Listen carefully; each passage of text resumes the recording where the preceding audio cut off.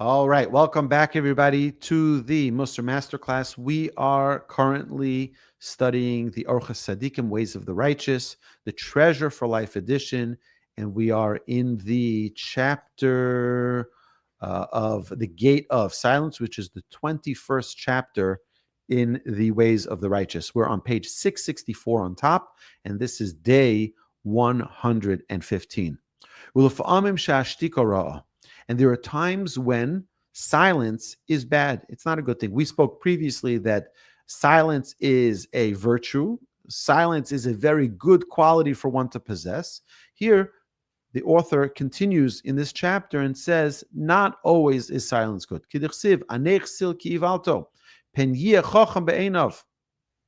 says, answer the fool according to his foolishness, lest he be wise in his eyes. B'divrei Torah, imroek shehaksilim milagligim al divrei Torah, yaneh lahashiva mita'usam.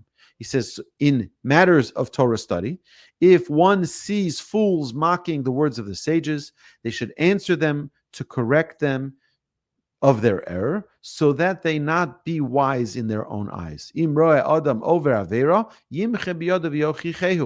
you see someone who is transgressing, you should protest and reprove them. Vikvar Omer Shlomo HaMelech, and King Solomon said, of blessed memory, he said, Ma nerach yoshiv chema, a soft answer turns away wrath. The Lashon Raka tishbor goren, a soft tongue breaks strong anger. L'chein yargel adam la'atzmo, sheyeh lo devorim rakim v'lo yeh ragil b'dvorim kashim. Therefore, one should be accustomed to always speak soft words and not harsh words. So this is the very key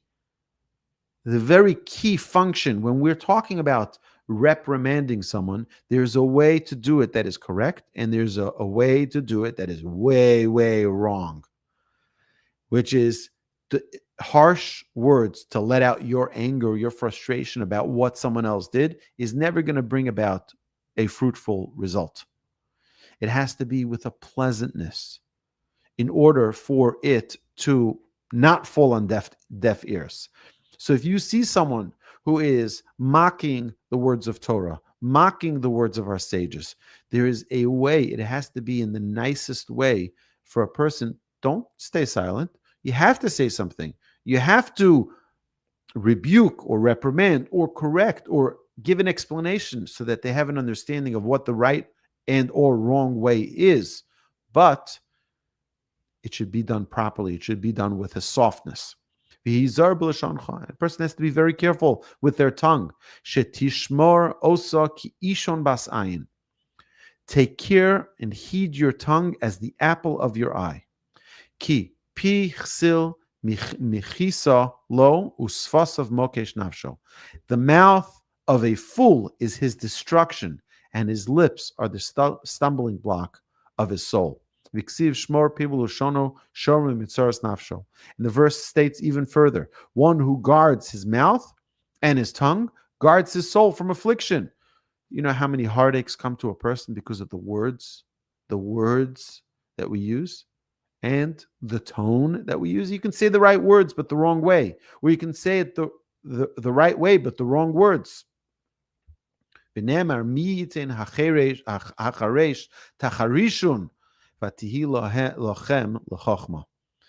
verse states,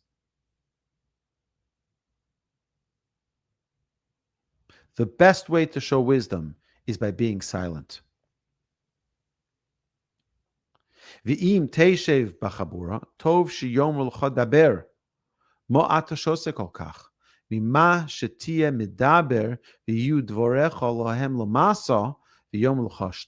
always better for people to say, no, speak up, want to hear your opinion, than being the one who's always talking and people tell you to quiet down, be quiet, we don't want to hear you talk anymore.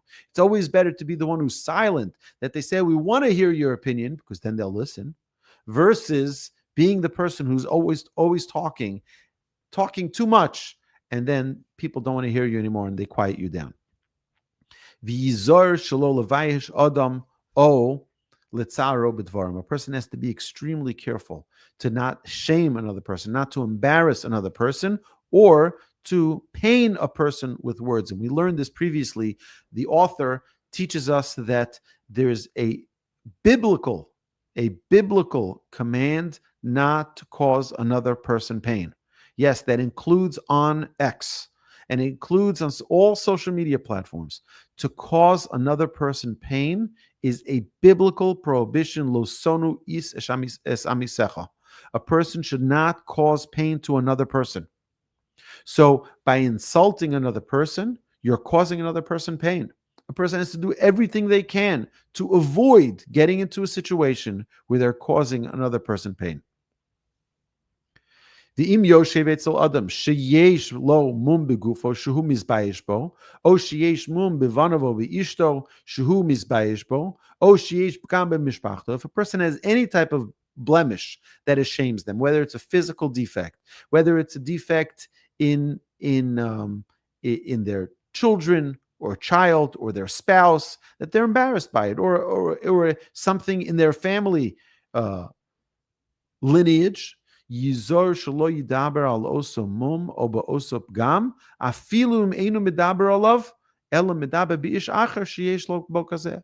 A person is very, very sensitive. If a person has any type of limitation, a person who has a speech impediment, a person who has a physical blemish. So even if you're not talking about them, you're talking about a third party, don't talk about it in front of them. Why? Because they're extremely sensitive. It's going to cause them pain. A person who has a blemish always thinks they're talking about him.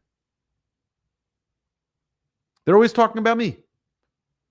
And it's an amazing psychology that they're so sensitive to it that they think that it is about them that you're talking about. Even though you're referring to a different person, they have that sensitivity. Im adam asa davar shel gnai v'chazer bo v'asa tshuva. If a person did something wrong, a disgraceful act, and repented for it, gam yizar shalei daber ba'osa maaseh lefanav. A person should also be very careful not to speak of that person's old ways. So someone who used to be, for example's sake, someone who cheated in business, they went to prison. They came out of prison. They repented. They paid back all of their debts. They'll never do business the same way they did in the past. Now they're honest. They're scrupulous about every single penny, making sure that it's received honest, that they pay their taxes properly. They're very, very cautious to ensure that everything is on the up and up.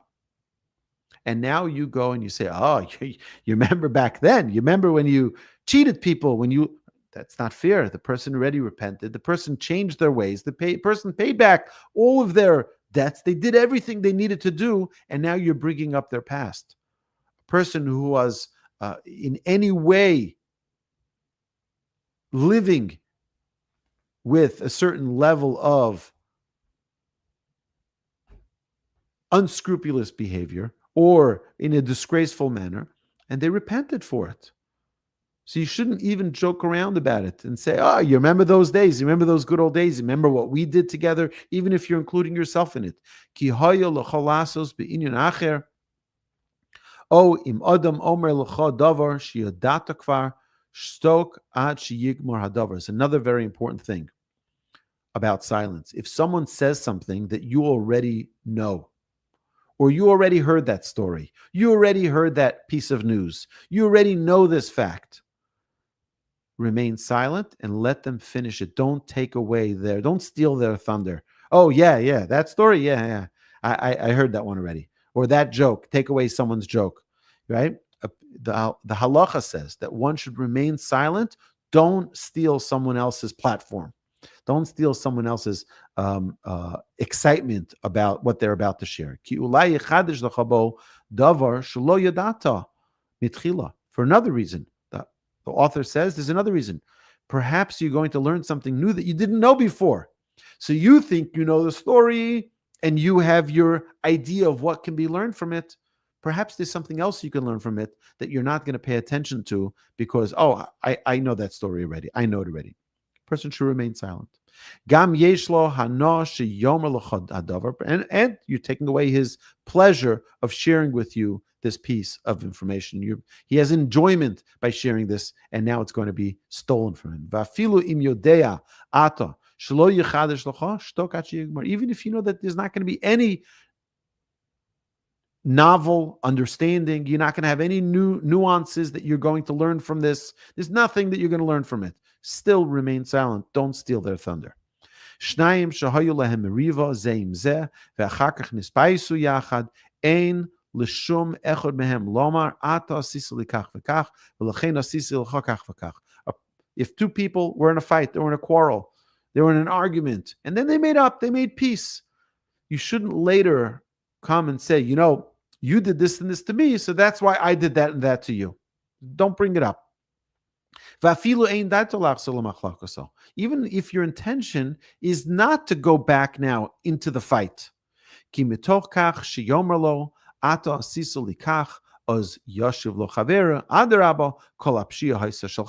Because what happens is when you bring up the old story again, what's going to happen? Now he's going to say, yeah, it was your fault because you said this, you did that. And therefore, it's going to bring up the whole thing again. They're going to get into the fight once again.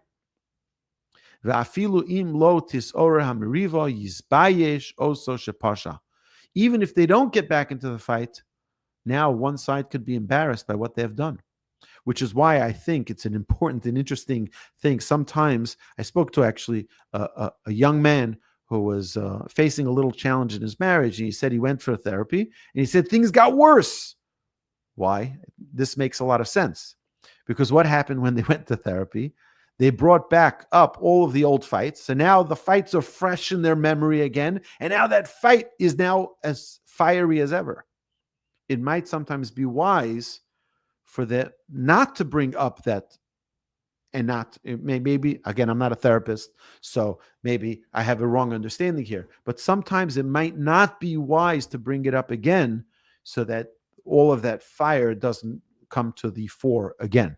So we see here that there are many things that our sages teach us are important for us to remain silent about and not to talk about.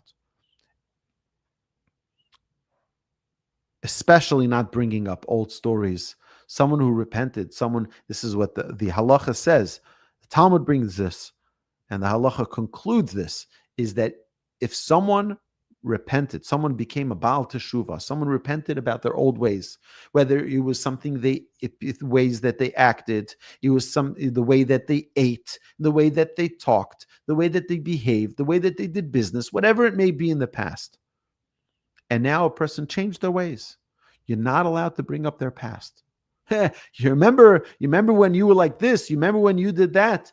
We were a bunch of silly kids. Remember? It's not such a simple thing. The halacha says not to bring up the errors of someone's past. Also, it can make them uncomfortable in their new relationship. Oh, you never told me about that. You never told me that you were a swindler. You never told me, right? It's very important to maintain other people's dignity in all situations. All right. So this concludes day number 115. And now, my friends, we resume with day number 116 on page 667 in the Treasure for Life edition of the Orchos Tzadikim, Ways of the Righteous. Yesh Yoshev lifnei chacham v'shosek v'yesh lo sachar kegon shekivin lishmoa v'yesh shosek v'yesh lo avera kegon sheyachshov ma adaber lefonov kevon she'enu yodea lahoshev likaroi. So there's two types of things. A person can be sitting in front of a wise person and remain silent, and he's going to be rewarded for it. Why? Because he wants to listen. He wants to hear. But there are others that can be silent and actually it'd be a sin. Excuse me. Why? It could be a sin because he could be thinking to himself, what would I ask this person? He has nothing of wisdom to share with me. He has nothing intelligent to say. Why would I ask him? Halo eino yodea kenegdi klum. I know much more than he knows. I'm much wiser. I'm much more knowledgeable. I'm much more intelligent than him. V'yizar ma'od b'ma she'amar Rabbeinu Zechron Levracha, Shiva Dvarim begolim. Our sages tell us that there are 7 signs of a fool, and a person needs to be very careful about it. V'shiva b'chacham, and there are 7 signs of a wise man. Chacham einu medaber b'fnei mishehu gadol mimenu b'chachma u'b'minyan. A wise man does not speak in the presence of someone who's greater in wisdom or in number, in years. Someone who's older than you, remain silent. They have more life experience than you. And they don't either interrupt their friend while they're talking. And they do not rush to answer. They take their time. He asks to the point and answers correctly. V'omer al rishon rishon v'al achron achron, and he speaks about the first point first, and on the last point last. V'alma shelo shama omer lo shamati, and for what he did not hear, he says, I haven't heard. And we've mentioned the Talmud. The Talmud says, al shelo shama omer lo shamati. You want to know what a wise person is, right? Al shelo yada omer lo yadati. And what he doesn't know, he says, I don't know. You're honest. He says, and some of the 7th virtue of someone who's wise is someone who admits to the truth. They admit. And the reverse of all of these is about the fool. The reverse of all of these.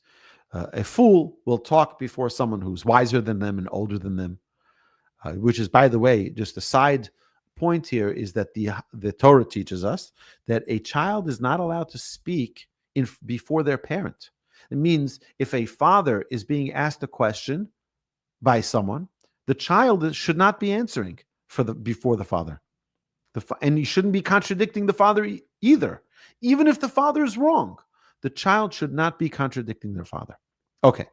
Now the author continues, Amar HaChacham, the wise one said, this is generally talking about King Solomon, Mi shemidaber b'chochma u'behaskel kimelach b'tavshil. Someone who speaks with wisdom and understanding is like adding salt to a dish. It just adds flavor, it adds a richness. V'yesh chen l'divrei nevonim, and there is favor to the words of those who understand. Kinofech b'mishpasot zahav. It's like a ruby in a setting of gold. V'chochmas hamiskein bizuya u'devarov einam nishmoim. A poor man's wisdom, meaning someone whose wisdom is weak, that's what it's referring to, is despised. It means someone who's not intelligent, not because they're not gifted. Okay, someone who's mentally challenged. We're not referring to that. Someone who just hasn't developed their mind properly. Such a person, their wisdom is despised and their words are not heard. If someone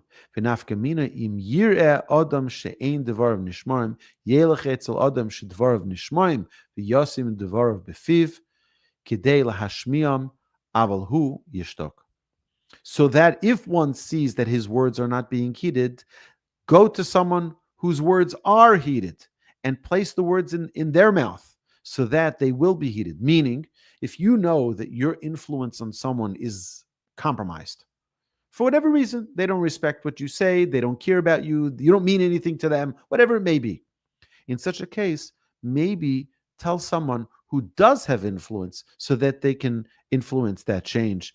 Coming from them, they'll accept it. Coming from me, no, nothing. They're not going to listen to me, but they'll listen to you. But then remain silent.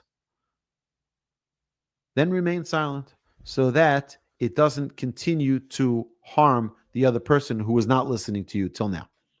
Klolo shel daber. Here is a general principle that summarizes all of this. Kemosha adam osed delis lepitcho v'yesh lo eis liftoach ve'eis lisgo kach yusgo dalte piv ki yesh shtei dlasos sfasayim v'shinayim. It says, just like there is a door that sometimes is open and sometimes closed, so too there should be a door to your mouth, which is sometimes open and sometimes closed. But not only that, there's 2 doors to your mouth. There is the lips and there are the teeth. V'hizoir me'od liftach picha. Be very cautious, be very weary about opening your mouth. Ushmor l'shoncha kemo shetishmor kesef v'zov umargolios. And just as you protect your gold and your silver and your pearls in your safe, you keep them in your safe, and you're very, very careful to not lose them. So too, you should be cautious with your words. Vitasem is geris lemizgarta, and you put them in a safe, which is inside a safe, which is in another enclosure. Kach taselaficha. So too, a person should do with his words. Be extremely cautious about your words, because it needs protection. How our early sages would be so guarded about not having idle chatter. How they took praise about, they prided themselves in not having idle chatter, not having wasteful conversation.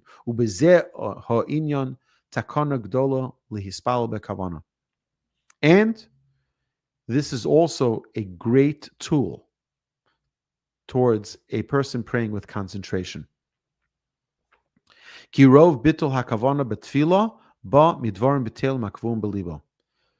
of all of the idle chatter that a person talks, so it has an influence on them not having proper intention and focus and concentration when they pray, because they're so busy talking and talking and talking with all this idle chatter. Now you're talking to God, and it seems also like idle chatter. If a person were to stop and not talk as much and not have as much what we call idle chatter, just wasteful conversation, then perhaps it would help, and it would be a tremendous benefit to a person that when they do talk, particularly talking to the Almighty in prayer, it would be much more beneficial. Gamashtika higeder gadol yirashmaim, as well. Silence is a great measure to protect a person to have fear of heaven. Ki efshar liyos yirashamayim belev hamar bedvarim. It's very, very difficult, virtually impossible, for one to have a lot of idle chatter, a lot of talking, a talkative person, and also be fearful of God. Ata, now that we've discussed this, yesh lefarish lecha arba she'orim al arba kitos she'ena mekablim pnei shechina. The Talmud says in Sota 42a, we brought this previously, that there are 4 categories of people that do not merit to receive the divine presence. Kas leitzim, the class of mockers. Dichsiv mashach yado eslotzitzim. The verse, to back this up, the verse states, the class of the mockers, he withdraws his hand from mockery, from mockers. Kas shakranim, the class of liars, the verse states, the speaker of lies will not be established before my eyes. And this is referring, the Torah says, Dover shkorim lo yikon leneged einai. God says they can't be in my presence. Kasa chanafim, those who are flatterers.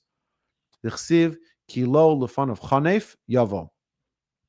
The verse states in Job, for not before him will the flatterer come. That's referring to the Almighty, and as well, that the flatterer doesn't come in front of the Almighty, and as well, those who speak Lashon Hara, kas mesaper Lashon Hara, yichsiv kilo el chofetz resha ata lo yogur chora. For you are not a God who desires wickedness; evil will not live with you. And this is referring to Lashon Hara, slander, speaking negatively about another person. Tzadik ata Hashem. Lo yogur bimgur chora. All of this is brought in the Talmud. The Talmud brings all of these verses. You are righteous, O Hashem. Evil will not dwell in your abode. Ve'ato yesh lahaskilcho eskehem v'lechalek chalkehem ki be'erech hachalokim yesh to'eles harbe lahavin be'inin al buria.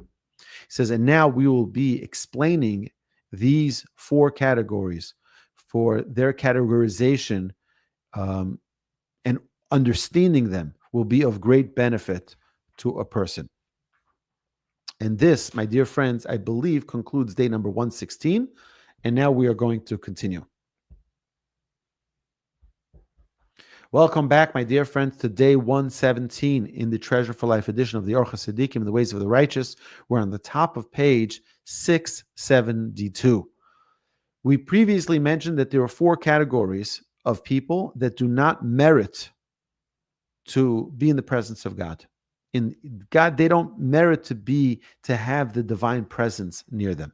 The first was kas haleitzim, those who make mockery. They laugh at other people.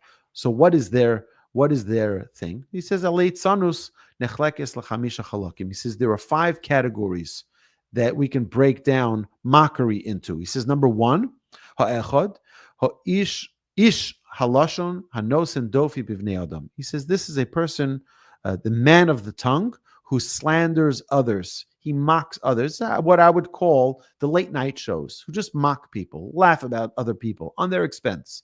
Teshev ba'achicha tedaber beven imcha titen dofi. He brings a verse here from Psalms. Umisha ose kain nikro late. Someone who mocks other people is called a mocker. He's called a mocker. And then he continues here that this kind of latzon yesh bo shtei midos ros, he says there are two components of this that are really, really evil. He says, achas shuhu zeid ve'oseh ha'aver bizadon, shuhu mezid al chaver b'davar she'ein lo bo revach, oseh nezek ve'hefsed godol al chavero. He says, the mocker possesses two evil traits. The first is that he is willful and transgresses out of malice, sinning against his friend when he stands to gain nothing, causing his friend great damage and loss. So you, on the expense of your friend, you make all of these jokes, you laugh and make other people laugh, but he has great damage and great loss. Kikishuhu nosen dofi umav ish recho be'enei bnei adam umasnio zohi tachlis hazodon yoser min hagozel v'hagonef. He says, for when he slanders him and lowers him in the eyes of others, and he causes him to be hated. So now everybody's pointing, you see that guy? That guy's so terrible. Did you hear that story about them? This is the height of malice. More than robbing and stealing. What do you really do? You stole their dignity. They have no value anymore. It's a terrible thing. For when one steals and robs, he does so not out of malice, but for his own gain, to increase his own wealth. When someone steals, I want to make money. Okay, he happens to be the victim. But when one slanders, gaining nothing, it is crookedness of heart. It's unbelievable. Ki kishuhu gonev gozel ein zdon halev. Ki im lahana oso hu mechavin kedei laharbos lohon. Aval hanosen dofi bivnei adam ein lo revach. But someone who speaks slander about another person, you get no benefit. This is a real crookedness of the heart. He says, Aval hanosen dofi bivnei adam ein lo revach. Okay. V'gam aleitz hu yohir. Someone who mocks other people is a person who is arrogant. Bal gaiva. He is, in his own eyes, I am so great, so I can mock others. I can laugh about others because I'm so great.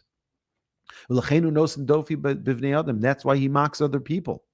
Aval hashafal hu makir mumeatzmo. But someone who is humble recognizes his own imperfections and therefore says, who am I to laugh at other people? Why should I laugh at other people? I'm not so great myself. Litin bahem dofi, to make other people now disrespect, dishonor that person.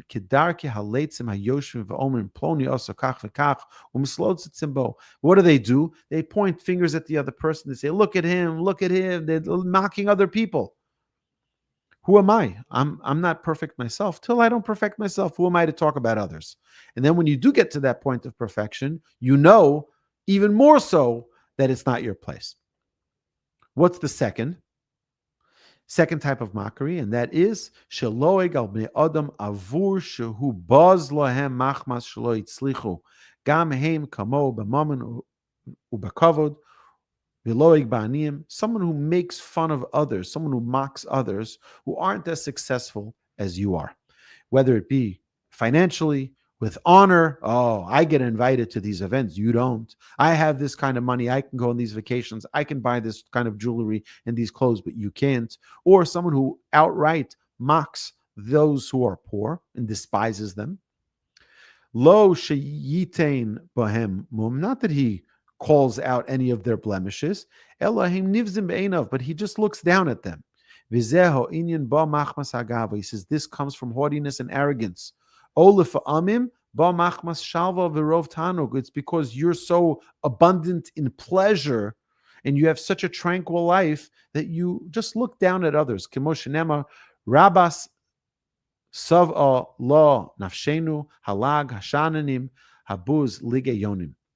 This is a verse in Psalms. Vizo ra'oya she'osam sha'ananim heim loagim liyisrael. He says this is an indication that those who are tranquil are those who mock. Upa'amim birov shalvasam yal igu batzadikum banavim. Because they're so comfortable in their lifestyle, they'll mock those who are righteous. They'll mock the prophets. They'll mock the scholars. And he brings the verse from Jeremiah. They all mock me. He who mocks the poor blasphemes his maker.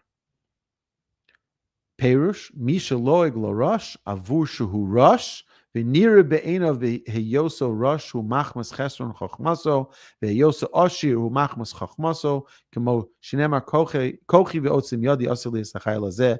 He says that what happens, a person mocks the poor because they're poor, and considers him poor because he's not smart like me, he's not as educated as me, he's not as brilliant as me, and he attributes his being successful financially, his rich, success financially, because I'm so bright, because I'm so intelligent, I know how to invest. He says this is falling into the trap of what we say in Deuteronomy, my power and my might have gained me this wealth. And this is a terrible thing. He says, Ze'aish haloeg, such a person who laughs at others, who mechoref habori yisbarach, such a person is laughing at the Almighty. Ki hakol me'es Hashem yisbarach, because everything is really from Hashem. K'dechsiv oshiv v'rosh nifgashu, osei chulam Hashem. It says Hashem makes all of them. The rich and the poor have met. Hashem has made them all. Arehu ose leitzanus al ma'aseh Hashem yisbarach. What you're doing is you're mocking the handiwork of Hashem. Okay, this concludes day number 117. And my dear friends, we are going to stop here. You know what? We have one more here. One more day we're going to do this. Okay, here we go. Day number 118, and we're about to finish off the Gate of Silence on page 675 in the Treasure for Life edition of the Orchos Tzaddikim of the Ways of the Righteous. Day number 118, Hashlishi, the third form of mockery, Yeshlog lidvarim u'pu'ulos. There's one who mocks things and activities without intending to shame those associated with them, but rejects things that should not be rejected, and rejects activities that are potentially fruitful. He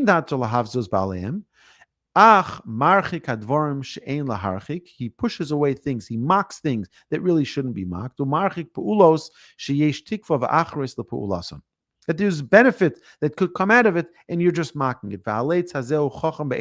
Such a mocker is in their own eyes very, very self-righteous and very wise.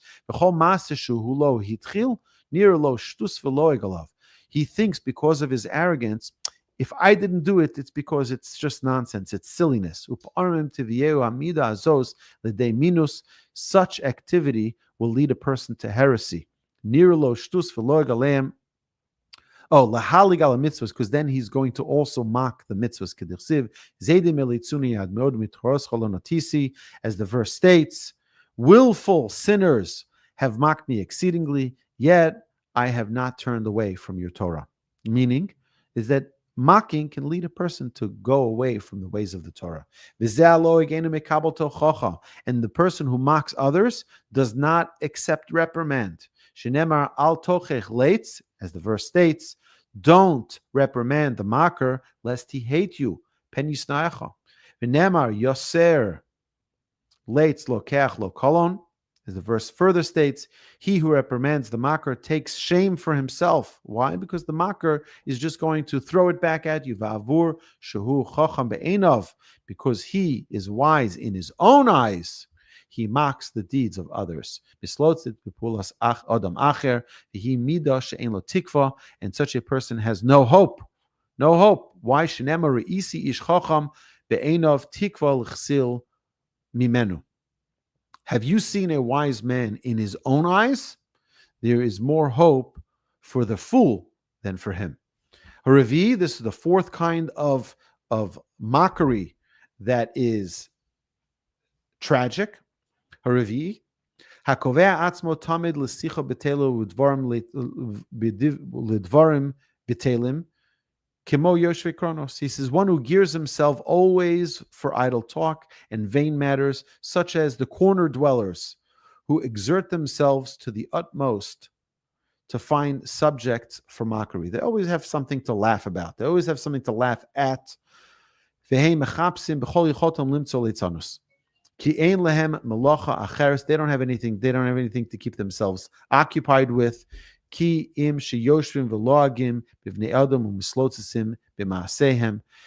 have nothing else to occupy their time with, aside from sitting and mocking other people and poking fun at their deeds. There are two casualties from this. Because we see that anyone who increases in words brings upon themselves sin. And the second, Ashniya, they neglect themselves from the study of Torah. And v'yesh badovar hazeh darkei mavis. This will also lead a person down the path of death. Why? Ki lo sam alibo ki be'es hazos shehu yoshev u'mislotzeitz hayochalimod olasos mitzvah liknos chayolam haba. There's a path of death. What is that path of death? Our sages tell us that not only that you did a terrible deed, but there is a productivity loss. You could have done good things, and yet you lost that also. Meaning, not only you did something which is negative, you also could have done something positive, and you also lost that. There's a productivity loss factor as well. And then finally, and that's again, people who talk about others, instead of saying positive things, they say negative. Instead of learning Torah, using their words of learning Torah and doing mitzvahs, doing positive things, they instead used it for negative. So they did a terrible thing and they didn't do positive as well. And then finally, Hamishi, the fifth tragedy of one who mocks others, one who mocks a deed or thing, not because he scorns the thing that he mocks, but mocking in the manner of the jester and the joker. Like we said, the late night shows.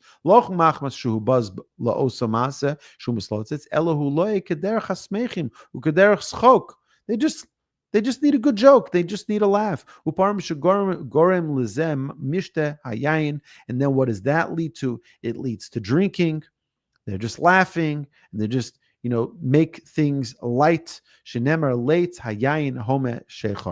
Wine is a mocker. Strong drink makes you cry out for more. A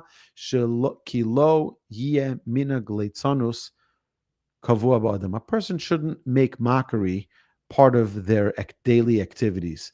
Because what happens is mockery will push away any type of inspiration. It'll push away any type of clarity of mind, of of true connection. Al Kain Yikabel Adam Onesh, Olav Onesh, Lavo, Olav Yisur, Mida Keneged Mida. What will happen is, therefore, a person must accept upon himself the punishments of affliction, measure for measure, as it is written, and now do not mock, lest your affliction be worse. Meaning, a person who will be talking negatively about others will be harmed as well by those same words in the same way. Our sages warned their students, don't become mockers. Don't become people who laugh at other people. Even through a roundabout way, don't, many people, it's very easy to stumble and fall into this pattern of laughing at other people. Those who mock, those who perform the ways of Hashem, learn His Torah, and perform His mitzvos, this leads a person to heresy. Because then you'll stop believing in mitzvos, you'll stop believing in the commandments of Hashem, in His Torah. And it's like mocking the command of a king. Klum chaim yeshlo. Does he have a life if he does so? We know that the king will eliminate such a person who mocks his laws. Not only that, the person who mocks others will lead others to sin, right? Because now they're just laughing. They just laugh everything off because nothing serious anymore. Ki oso ha'oseh, one who does a mitzvah, yeh nirpeh min ha-mitzvah, he will be now weakened from the mitzvah because someone laughed at him. So now he's going to think twice before he does a mitzvah. Before he goes to learn Torah, someone mocks him, he's maybe not going to go as excitedly to do that mitzvah. And now other people say, wow, if I do that, then people are going to mock me, and therefore maybe I should stay away from that. Because they don't want to be mocked. It's the only thing that there is a mitzvah to mock is those who are idolaters. Those types of sins is a good thing to mock because that keeps people away from doing that silliness. You can mock those who do sins because that will keep others away from doing sins, because no one wants to be mocked. And then a person can actually merit the world to come because he's keeping others away from terrible sin of idolatry and other terrible things. So we see that there is a terrible challenge when someone doesn't use silence in the proper way and they talk and laugh and mock, and they want attention from others, and they want other people to adore them for their mockery of others, and it can cause terrible damage. My dear friends, this concludes day number 118, and next week, God willing, we will begin a new chapter, the chapter of falsehood, gate number 22 in the Orchos Tzadikim. Until next week, my dear friends, have an amazing week, and I look forward to learning with you again next week.